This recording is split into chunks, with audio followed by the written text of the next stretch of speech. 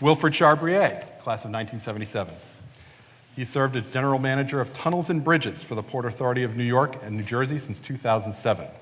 Since he first joined the Port Authority in 1995, he has held a variety of management portfolios and received recognitions for his influential support of minority-owned businesses. He has won awards from the U.S. Hispanic Chamber of Commerce, New York Hispanic Legislators, and New Jersey Chamber of Commerce in recognition of his work to ensure the growth and development of Hispanic businesses in New York and New Jersey.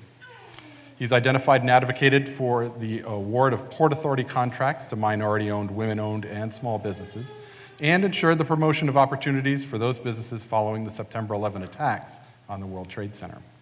Chabrier has also chaired the Board of Trustees for the United Way of Essex and West Hudson from 2008 and 2009, and has worked with the New Jersey Smart Growth Economy Project.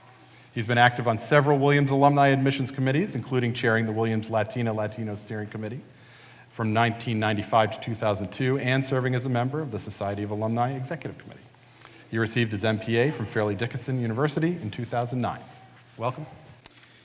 I am honored here today as recipient of the Bicentennial Award. To the Bicentennial Committee, thank you. To the college, thank you. To my fellow award recipients, congratulations. The Alumni Office graciously allowed me to invite guests to share this award. I really did not have to think very long at all who they should be. Each had a hand either guiding me to Williams or nurturing a friendship while I was here, or work to fulfill a long-awaited goal after I graduated. Tom Phelan, who really introduced me to Williams, encouraged me to apply. That was in 1974, and our friendship has endured all of these years.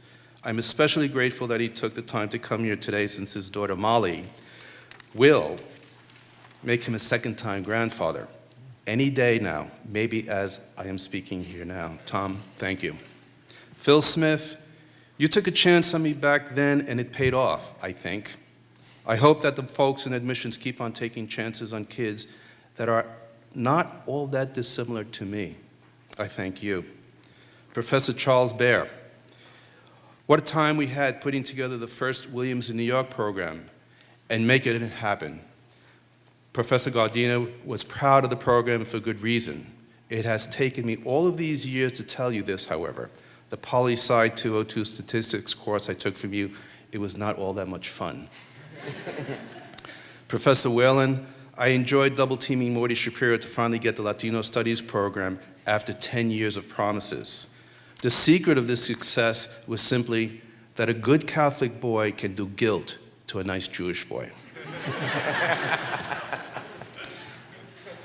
I am extremely fortunate to be working at the Port Authority of New York and Jersey. Over the course of my career there, I have essentially had 4 different careers.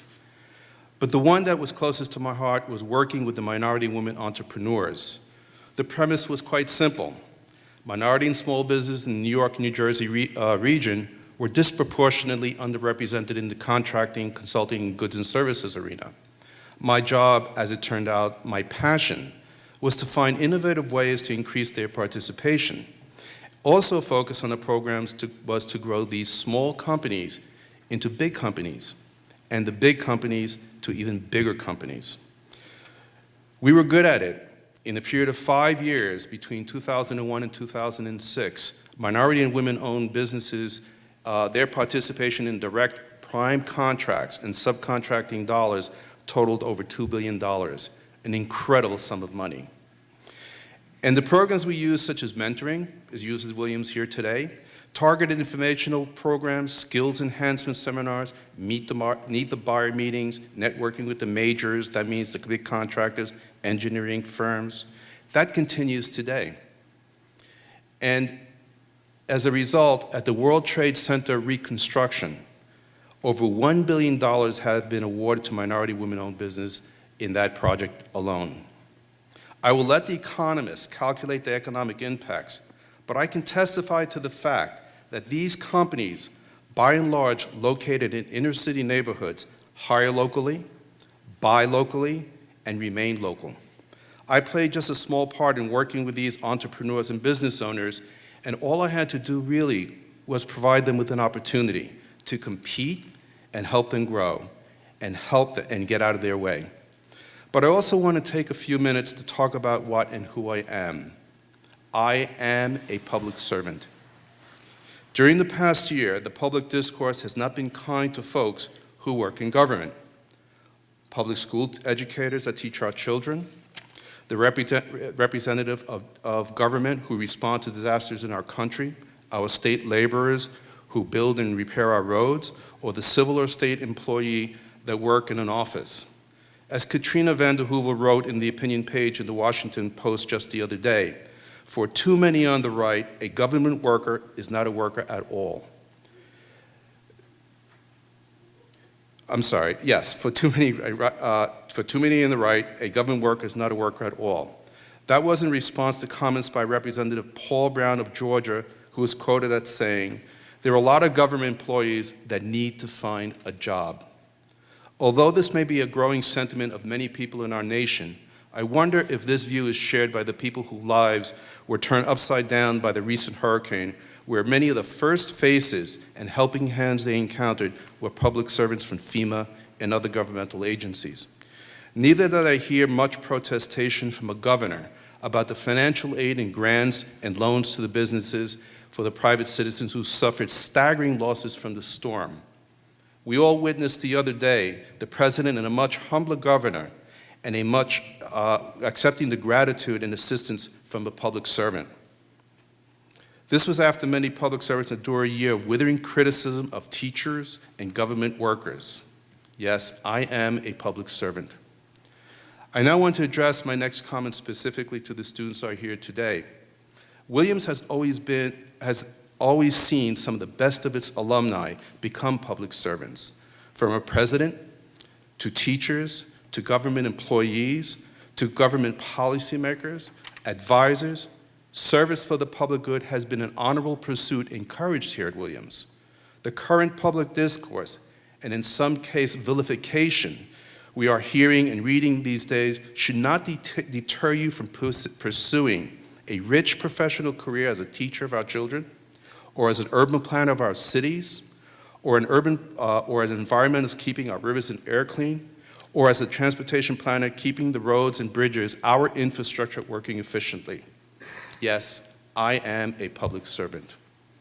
I want to close by saying it has been something of a difficult week for me. On Sunday, it will be the 10th anniversary of 9/11, and although I was spared the horror of being at the World Trade Center that day, I was not spared of the personal loss of my colleagues. I want to tell you a story of a dedication, resiliency, and professionalism of a colleague of mine, Peggy Zock. Peggy was the controller for the Port Authority of New York at that time. She was in One World Trade Center when it collapsed. She survived. Friday was payday. The 9/11 happened on a Tuesday. That Friday, every single person, 7,000 folks who work for the Port Authority of New York received their paycheck. Every contractor who works with the Port Authority and had their own payroll to meet got paid. What was more amazing to me was that unbeknownst to a lot of people, Peggy Zock lost her brother in that disaster. She had the professionalism, the commitment, the service to make sure she took care of the people she had to take care of before she even tended to the sorrow and the disaster and the personal loss that she experienced. Peggy is a public servant. Thank you.